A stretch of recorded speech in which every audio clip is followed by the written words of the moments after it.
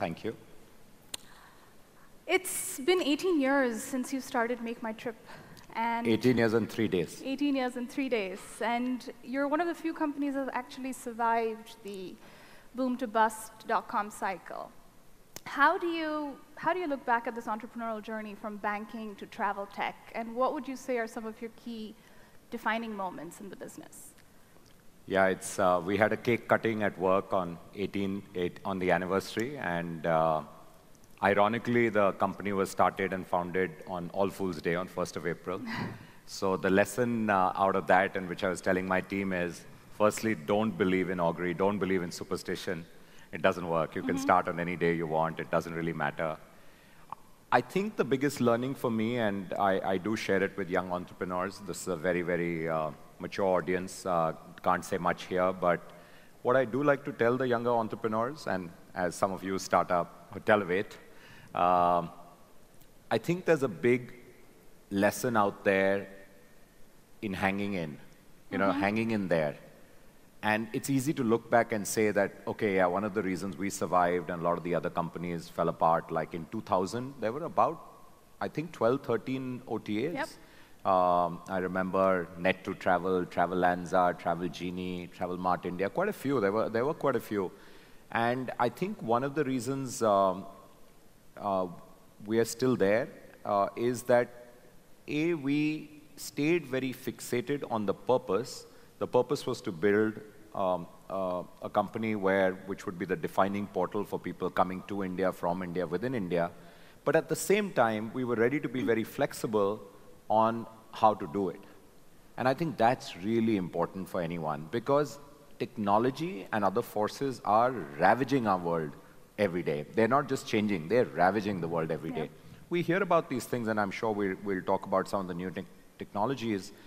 And if you're not nimble, and if you're not willing to be willing to change, so I think dogma can come in the way, and you want to make sure that you keep dogma out of the door. You're saying, I'm willing to do whatever it takes within the realms of running a good company with good governance. I think that's the key. So we always kept our ear to the ground. Even today, I can tell you, I'm truly paranoid about many of the changes that are going on. And I am in Andy Grove's camp when we talk about paranoia being a good thing, because if you're not paranoid and you say, oh yeah, this thing is not going to make a difference. So today, if we sit here and all of us say, or some of us say, artificial intelligence hai, ye to, 10 saal baad hoga. It'll probably come and bite us in the back. The same way as we said, mobile and apps aren't going to happen, the same way as we said that the internet is not going to change our industry. And I've heard it. I've been booed out of many, many conferences when I was trying to sell tickets online, trying to book hotel rooms online, and people are saying, this is rubbish, this is never going to move online. And it's completely changed, but it's not changed because I said it or you said it. It's changed because that's the force of technology, and you can't stop it. These forces are, very serious. No one can stop them. What are some of the things that you're paranoid about today? I think I'm paranoid about how new technologies will come and present new opportunities, and we may not be on that train. And and it's very hard to keep mapping the entire environment all the time and saying, how am I going to be on each and every train? And you don't want to be on each and every. Like if augmented reality is going to be a big thing, I think it's very relevant to all our hotel partners out there. It may not be that relevant to me today, so I've got to place my bets. But if we are thinking that AI and the same realm of machine learning, decision support systems now done on the fly, if we are saying that's not relevant, and oh yeah, let's first do what we are doing better, and there's time for that, then I think we're going to get hit pretty badly. So we're embracing some of these, hopefully the right ones. Another great example is blockchain. And I'm still getting educated, but now I've done my 101 on blockchain. I have spent seriously about 30, 40 hours on blockchain, reading, seminars, self-teaching, and all of it is out there, asking questions, etc., and joining fora. And perhaps we can push that out a little bit, but not too much. Cryptocurrencies we can push out even more, but blockchain is going to come into the travel industry. Probably right now we're just saying maybe we've got a little bit of breathing time. AI has already come into the industry. AI is changing everything. I read a fascinating article. Anyone here from Aloft, Accor? We have people here from Accor. So Aloft has already got an e-butler. I was seeing a video on YouTube, and the e-butler or the iButler is coming. It's AI-driven, is coming and delivering your ice cream to you in the middle of the night or whatever, and everything's like, so, and you know, that's, again, it seems like a cool thing. Yeah. But what I think is a very useful thing is, instead of touching the phone, if you have Alexa in the room, and I think another brand's done that, you got Alexa in the room, which is now only going to ensure that all the questions you would pick up the phone and ask someone in the hotel get answered by Alexa. So they've taught them what? They've probably taught them 500 questions, that's it. Yeah. They've taught her 500 questions. And she's going to give you the same answer without having to wait on the phone for a very long time, except when you're in India or Thailand. You try getting someone on the phone when you're in the US or in Europe, and you'll hit an answering machine, but you're getting your answer. And your question was as simple as, what are your spa timings? Can I get an appointment? What are your pool timings? How do I reach the market? And it's giving you a bed of data. It's got all of that, and it's learning. So next time Megha comes back, they already know that Megha likes to visit the spa. Megha probably likes this kind of treatment. They also know that Megha would probably like to do a half-day city tour or something, but then you'll come back to that brand. So the next time you come in, Alexa might greet you in the room already and say, hi Megha, do you want me to fix a spa appointment for you? Have you done that already? And you'd say, wow, I'm never going anywhere else. So it can be leveraged by, by all of us, not just OTAs. So I want to talk a little bit about the OTA business model, because it's seen a lot of success world over, and fundamentally it has worked across geographies. I think it'll be fair to say it's worked. Booking.com is a $100 billion company. It's worked. Yeah, it's working, right? And now today you have companies like Flipkart hinting that they intend to get into the OTA space, and we wouldn't be surprised if Amazon is next. You have Google Hotels, Google Flights, Airbnb just announced that they're getting into hotel distribution. So it seems like everybody wants a little bit of the pie, right? Why is this such a lucrative business, and how does Make My Trip intend on combating some of these new and existing players? Yeah, no, it's a great point. The first thing to move online in terms of e-commerce was travel. Perhaps the largest segment now after e-tailing. E-tailing now, the potential of e-tailing is even larger. I think the last report I read for Asia Pac, the potential of e-tailing is some 300 billion by 2020 or 21, and the potential for all travel, which is all modes of travel, is probably about 100 billion. So either way, there's a lot of travel out there to be done. I think fundamentally the lines are blurring, not because people say one fine day I want to do this and this, but the technology is allowing you to do that. Also, if you look at what's happened in China, China is fundamentally is following a very different model from the West, which is the super app model. Yeah. And the super app model is, firstly, everyone's on mobile, and India's going the same way. We've got now, the latest numbers are, we're coming close to 500 million people. It's now 470 million, apparently, is the last number, who are on mobile already. Obviously, they're not all buying. Probably only 100 million people are buying something, but it's changing pretty fast. Now, in a super app model, they're saying we've got a frequent use case. And the frequent use case could be chat, which is a very, very frequent use case, as we all know, whether it's WhatsApp or WeChat. And WeChat's a great example. And then they're saying, now we've got the customer. Now, what does the customer want? The customer wants cab hailing, which is a daily use case, maybe 4 times a day, twice a day. The customer wants food delivery. Food delivery is very often multiple times a week, which is pretty big. And in places like China, I visited Meituan, which is a company which delivers now 20 million meals a day. 20 million meals. I can't even fathom who's eating all that food, but obviously there are a lot of Chinese out there who are eating a lot of food. But that's a staggering number. And then they say, what's the next frequent use case? Oh, they want to buy something. We put in JD.com and they can sell something. Oh, guess what? They want to travel every now and then. They want an air ticket, they want a bus ticket, they want a rail ticket, and they want a hotel ticket. Less frequent, they want movie tickets. So I think that model allows you to blur the lines and to say, let me not look at the world inside out, which is, I am a travel company, I am an OTA, I can only sell travel because I'm an OTA by definition. No, let the worldview flip. I'm going to be the customer now. What does the customer want? So again, if Megha's the customer and Megha likes to chat on WeChat, what else do I know about Megha? And coming back to AI, now I know so many of your data points. just by small intent things, just by what you browse. And of course, the privacy, anti-privacy issues are getting very important. But the kind of stuff that you've browsed, I'm sending you relevant stuff. Amazon's been doing that forever. So it's not surprising. By the way, Amazon's already tried travel twice in the past. They had something called Amazing Weekends. They had that for a while. They pulled that off. They had something else in travel. But I'm sure, I mean, if they're going to buy Whole Foods, they're definitely at some point of time, they will look at travel. Flipkart and travel, I think, should end up being a more collaborative approach.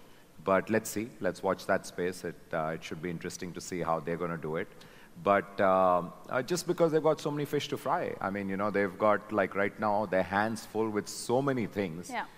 That's the reason. But Airbnb is a great example of a company which is mobile first, app first, so the thinking is entirely different, disrupted the whole model. And now they're saying, some of our customers are saying, we like to use Airbnbs when we do leisure, but I want a hotel when I go for business. Exactly. Which is a lot of us, right? We'll say, hey, I'm going for business. I want to stay near my meeting area. I want to be in the conference hotel or wherever.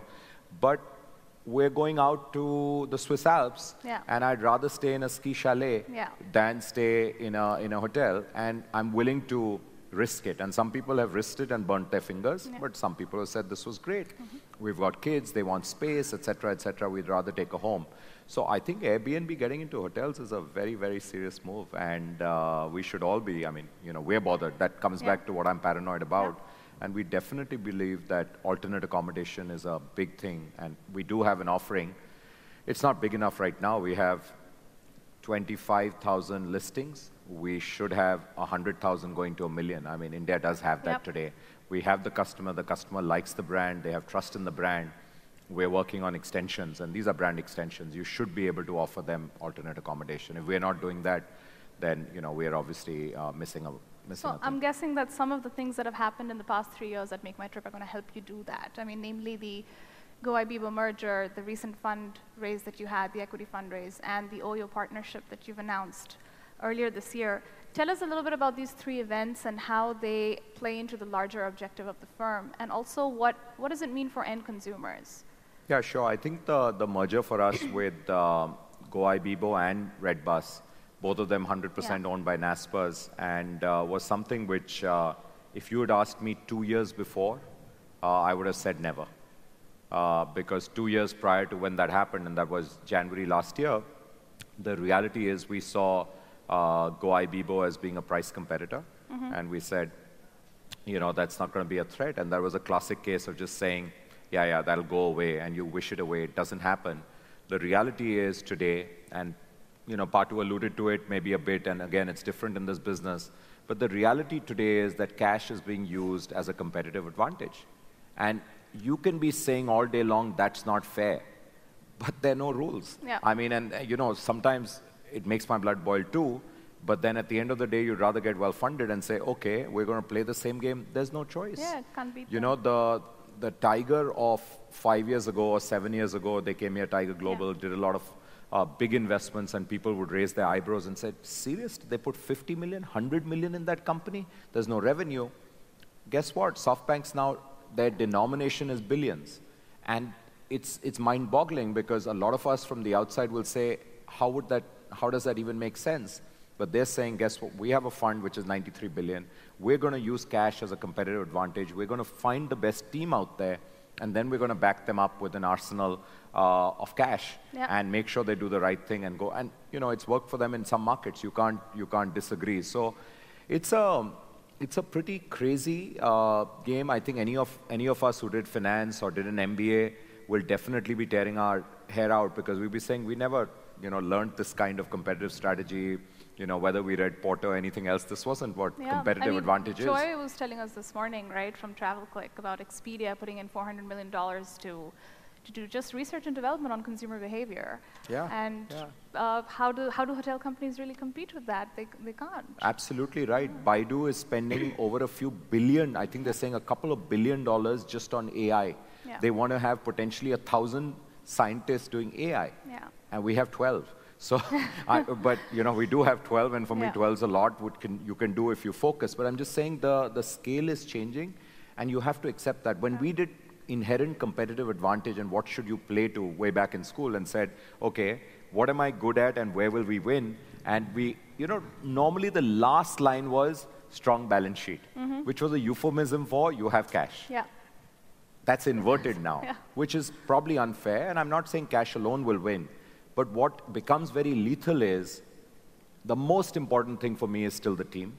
So if you have the right team, if you have the right mix in terms of leadership and execution, that's fantastic. I think tech chops. This new world, it'll be very hard in our space for anyone to win without technology. I have many, many friends who have brilliant ideas. They're really, really fantastic. I mean, they're the kind of people I'd say, come and partner me and let's do this together. And everyone is looking out for, do you know a good CTO? Give me a good CTO. And the reality is the best guys want to do their own thing. Absolutely. And then the third thing is cash. These three things together with nimbleness like we spoke about, the ability to change, to adopt new models, I think that's the winning combination. You can do anything today. I mean, why would it be that weird for Make My Trip tomorrow to do cab hailing? If Uber and Ola were to merge, and I'm just saying it, so please, this is, as a public company, I have to be a little bit more responsible. There probably needs to be someone else with a reliable offering. Yeah. And your trip from here to St. Regis in the evening is a trip. And we understand trips, so who knows? I think there are a lot of people in the media outside who are going to probably do sound bites with you on that. But fine. I want to shift gears and quickly talk about OTAs and brand.com. OTAs and the relationship between hotels. Now, whether you view it as a war or not, I think it's fairly unanimous that every hotelier would prefer direct bookings versus those that come through OTAs. Given these dynamics and undercurrents, how do you explain the double-digit commissions that are expected of hotels versus, low single-digit at best from airlines? Yeah, it's a great question, and I would be surprised if you didn't ask it. So OTAs are the guys you hate to love, right? Or love to hate? No, you hate to love, or whichever way you look at it. Love to hate. Okay, love to hate too. I like to say you hate to love, because eventually you want to love, I think. But I just got beaten up outside by a dear friend and a very smart guy. I don't know, is Arjun in the house? Yeah.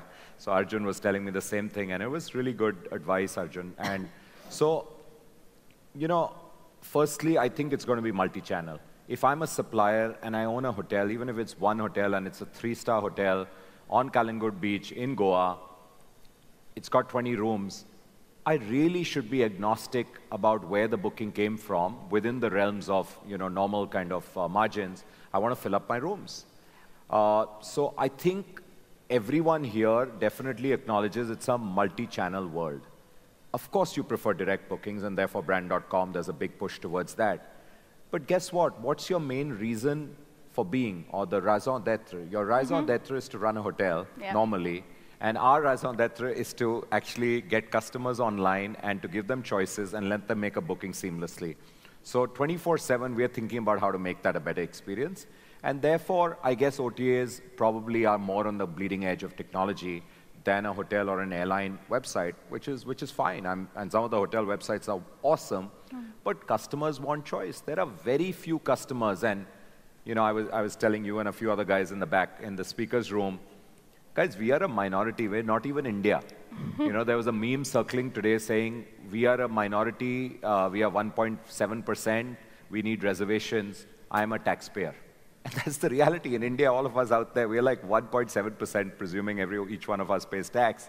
So we are not India, we are not, there's a whole India and a Bharat out there, as I say. And if you're talking about them, the average Joe from outside the hotel industry wants choices. They don't know. I mean, you think they know your brand. You'd be amazed. We do surveys and you do surveys all the time. They have no clue. They know their budget and they know where they want to stay and they want to have a good time and they want to maximize it. So we have to, again, wear the hat and make it customer focused, not us focused. Now, if I can deliver that customer to you, that aspiring customer, we actually call them aspirants, and India is a country of aspirants. These are people who were born in very, very humble backgrounds, were not as privileged as most of us, didn't go to great schools, but by sheer dint of effort, they got good education thanks to their parents somewhere, and they've landed a good job. What they are doing for their children is entirely different. Now when they holiday, we have kids who are in their 20s in office. Now when they holiday, they're saying, this is my money, I'm not saving, I want to go out, I want to maximize it. That customer might start his or her journey on Google, might start it on Trivago, might start it on TripAdvisor, might start it on Make My Trip, may start it on brand.com, but unlikely. And you know the numbers better than me. You guys specialize in this. So I think you should be open firstly to take customers from anywhere. Coming to margins, and I'm not trying to evade that, I think it's a very important point. Airlines have definitely slashed margins. We have 6 airlines in the country, but the reality is we have 4.5 airlines. I mean, that's pretty much it, right? I mean, they are the ones who control. There's one airline which is 40%. Yeah, we're a fragmented industry. When you're exactly. So when you're fragmented, and India is a very fragmented market, the intermediary probably has a little bit more play. Will commissions get rationalized? Absolutely. Are we thinking about it? Definitely we're thinking about it, because the reality is our take rate might be high, which is optically high. We're giving away most of it as cashbacks. Yeah. We want to make money. Ironically, we make money on air because we sell, 100,000 tickets a day. We make money on air because it's all automated, the back end, etc. We should be making a lot of money in hotels once this craziness stops. And I think that day is not very far. I mean, we spoke about Booking.com. Yeah. They obviously have a great model. They know what they're doing, and they don't believe in this. But if you look at how China and India have developed, fundamentally too much capital has come in too soon. And that's what's skewing up the whole thing. So it's going to settle down. It takes one downturn. We've survived 3 downturns from 2000 to 2018. India is due for a downturn in the next 12 months. That's my belief. I just believe in India, in every 5-year growth story, we lose 1 year. Yeah. That's the reality. We've had 3 good years, so we're going to have a bad year for sure. Something's going to go wrong, whether it's political or something else. And one downturn and everything evens out. As they say, in low tide, you get to know who's swimming without shorts. So we're almost done with time, but I want to ask you one more question, and that is that this OTA and hotel war has been going on, so-called war has been going on for a long time now. You guys are fueling the fire. I don't see a problem. This is really all my good friends are hoteliers out here. What's the problem? I don't know. What's the problem, guys? Anybody have a question for him?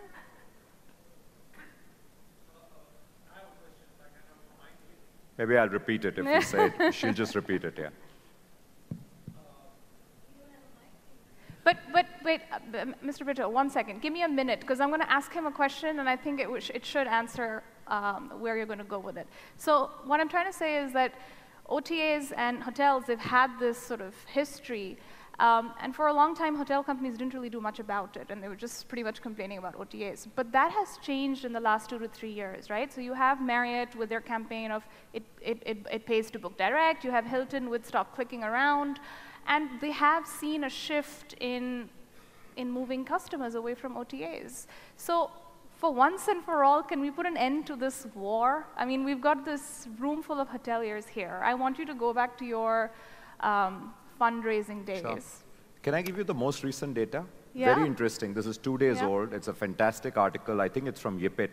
Priceline and Expedia in the US, where we're talking about Hilton and Marriott, behemoths right there, have actually increased their share of hotel bookings from, I think, by 2 percentage points. So I was amazed. I thought it's moving the other way. Yeah. It's because they're doing other things as well.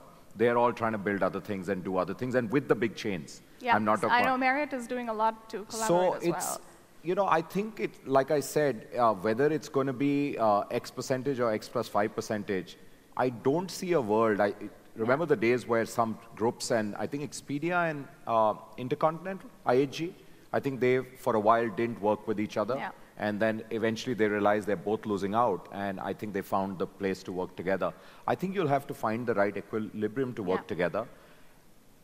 We don't get very happy and excited when we see price parity being broken by extra loyalty points, but what can we do about it? I mean, you're the owners, you own the brand. I mean, no one can tell you what to do. I mean, that's the reality. It's happening all the time. Can we turn around and say, if you do that, we're not going to work with you? That'd be silly. So you've got to be pragmatic. people are going to do that. Is there one flight you take when the flight is not taking off and landing where they're not saying, please book on airline.com? I mean, it's the reality. In fact, with the airlines, I find it very funny because I tell them, guys, please take it. You're paying us 1% commission, if that, in some cases. Look at the cost of servicing the customer. Please take the customer. And then because that's bizarre. Yeah. So I think it'll settle down, and I think you're going to see rationalizing. Our time is up, but if you can quickly ask your question. So first of all, Deep, congratulations on a pretty phenomenal 18-year journey, and you guys filled the vacuum left behind by the brands and the operators admirably with your reach, absence of friction, your nimbleness into mobile. My question's related to, no one has a dispute about, this isn't a boxing match, it's a golf course, and we want multi-channels. But my question is the cost of acquisition of a customer. We discussed it, Arjun and others, this morning at our owners forum. You know, the moment you start paying more than 25%, and many in this room would consider that a conservative figure, on a 6,000 bar rate, 25% is 1,500. If you have a half-decent GOP of 33%, your GOP of 1,500 is exactly the same as your cost of acquisition of a customer, which is 1,500. That is an existential challenge to the ecosystem. And if we are to continue to have a synergistic rather than a scavenging relationship, my appeal to Make My Trip, particularly as an exemplar, your focus on good governance, is why not agree to level the playing field a little bit? We're not asking for much. 3 points. One is, stop deploying algorithms that continuously tweak and disrupt parity of rate. Because it's basically clickbait, because once you get into the Make My Trip inner rooms, the rate is going to be what it is. Stop Mr. Brito, distribution. Mr. Brito, I'm so sorry to cut you off, but we have Mark that's waiting, and we will need to sort of, so I would request you to take this offline, if that's all right. Thanks a lot. Yeah, I'm around, and I think it's a relevant point. So we should discuss this further. And maybe there's a curve, maybe there's an inverted, maybe there's a marginal cost which becomes different. And so there are other elements of it. I'd love for you to give the cashbacks and get that customer, because you know what we're doing. Our P&L isn't very pretty right now on the hotel side, but we should talk about this. It's a great question. Great. And thank you for the compliment also. Thanks. Thank you, Deep, for joining us. Thanks a lot. Thank you.